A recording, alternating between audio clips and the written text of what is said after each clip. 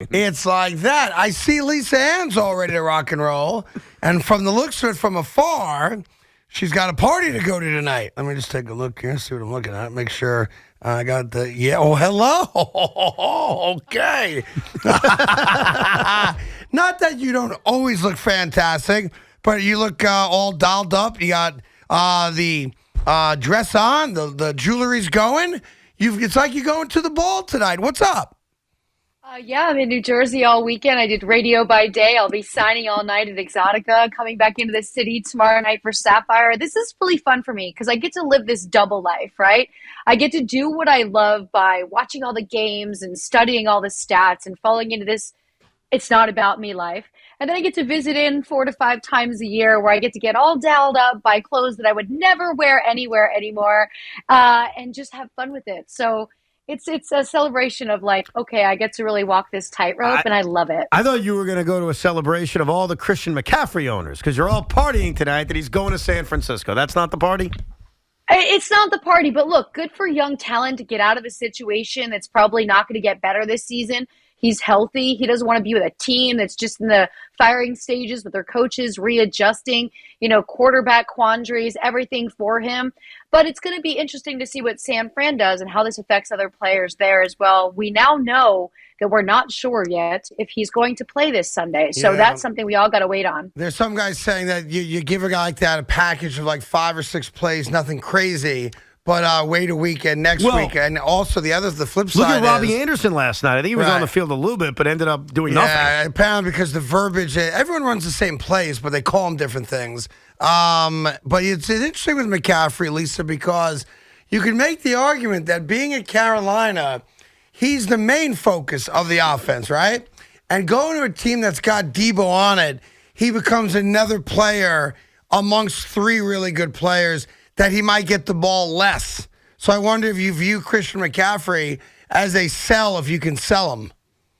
Yeah, for people that are super hype on the situation that aren't looking at it the way you are, yeah, I do think this is a good time to sell. Now, this helps Debo, who really doesn't want to be in the running back position as much as he has.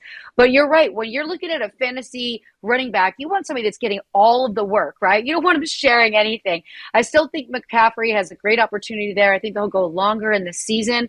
I think it's good for him. But as for a fantasy manager, if you have him and somebody's coming to you like, oh, this is the best spot ever, let them ride that hype train and sell high. All right, so one of the things we do with Lisa, and no joke, she is as good a fantasy football expert as I've ever met. And I always ask her to come on the show, not to give you guys the obvious, hey, start Aaron Rodgers this week. They're playing a lesser opponent, that kind of stuff.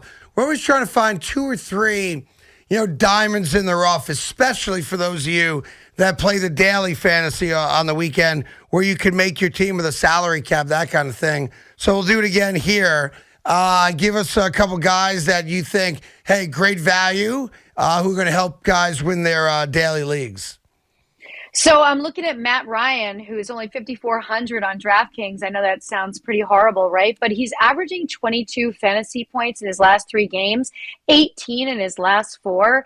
For me, that value allows to go after the players you really want, like a Mike Evans, who's probably going to have a comeback week this week and is still really high priced. Right, I should mention Matt Ryan. And I just mentioned you referenced Mike Evans. Tampa's playing Carolina this week. So if there's a week for the Buck offense to get right, whether it's Fugazi or not, I would think that Tom Brady and Chris Godwin and Mike Evans and Leonard Fournette, this would be a good week to be all over those guys. This will hopefully be a week where the highlight of the game is not Tom Brady yelling at his line on the sideline. For sure. That's my favorite part of watching Tom Brady these days. Yeah, by the way. It is fantastic. And how about Hainsey coming out as center going, I loved it. He should hold us accountable. Nobody likes being yelled at in public. Trust me, from personal experience, nobody likes it. All right, so that's one. Give us another guy if you don't mind. I like the running back from the Baltimore Ravens. Kenyon Drake is only 5,100. Normally not a high pick, right? But no J.K. Dobbins. He's been ruled out. He's having another arthroscopic knee surgery. He could be out for, I'm thinking, the rest of the season, but they're saying 4 to 6 weeks. And then last but not least, I have a wide receiver. Terry McLaurin has been breaking our hearts, but that's because Carson Wentz carries the dagger. No Carson Wentz. We got Tyler Heineke in there. McLaren is down to 5,900. He was up to like 7,200 at the beginning of the season. So I think you're going to see Scary Terry go out there and do some things. All of these priced under 6,000 really helps you build a strong lineup. All right, so let me ask you real quick. Talking to Lisa Ann, and I will promote where you can actually see her in person, which is a rare thing these days for Lisa, throughout New Jersey and New York in just a second. But, the Jets and Giants are interesting in that they don't have great offenses. Take Saquon Barkley. He's the outlier. He's fantastic. He's stupid good. And Breece Hall. And Breece Hall for the Jets. Fair point. I apologize.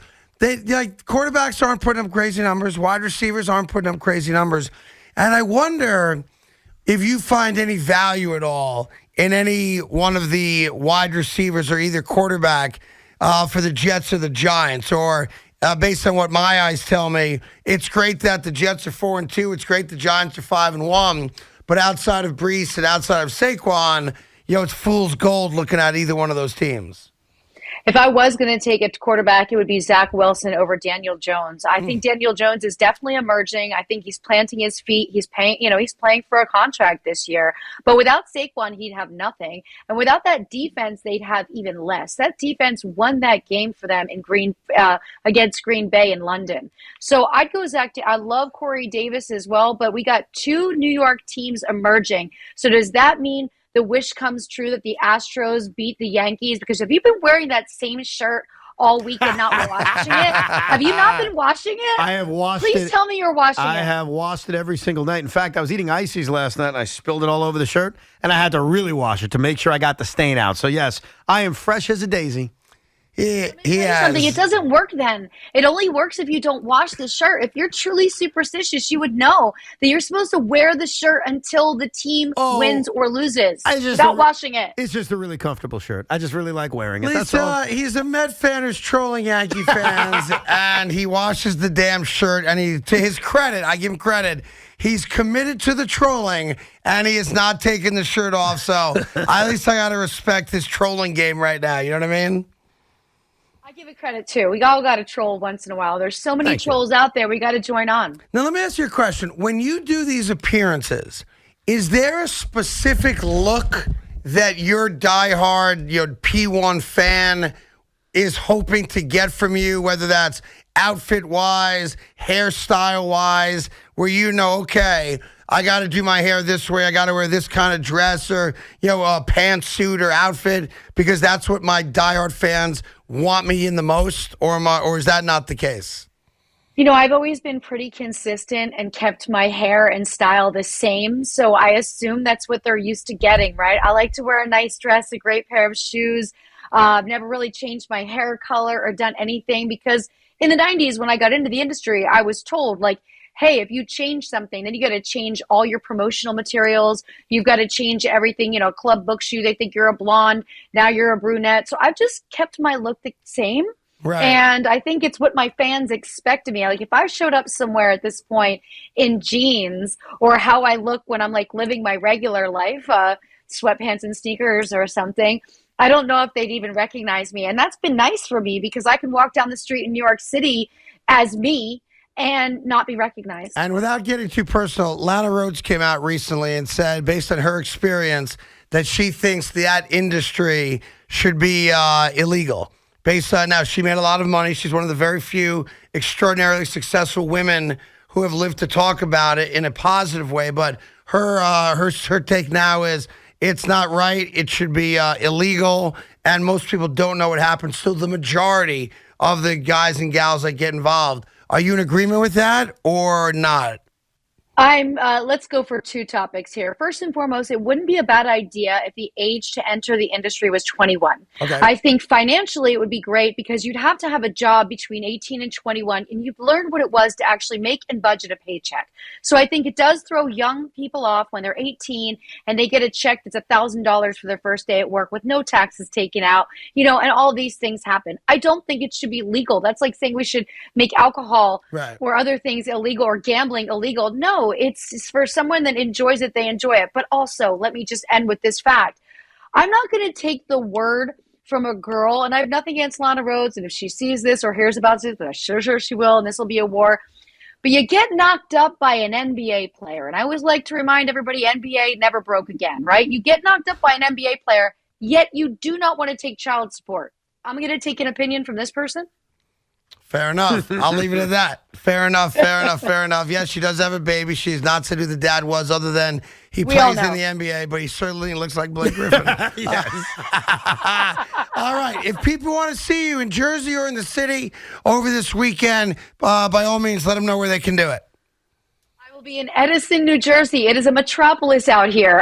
I'll be here at the New Jersey Expo and Convention Center Friday, Saturday, and Sunday. Okay. And then Saturday night, I'll be coming back into the city. I'll be at Sapphire 39. We're going to do a little watch party of UFC. Though we know UFC is during the day, we're hoping everybody waits and watches it with me at night, since I'll be working the trade show all day Saturday. Got it. And while you're in Edison, stop by Harold's Deli, get a good pastrami sandwich if you get hungry, okay?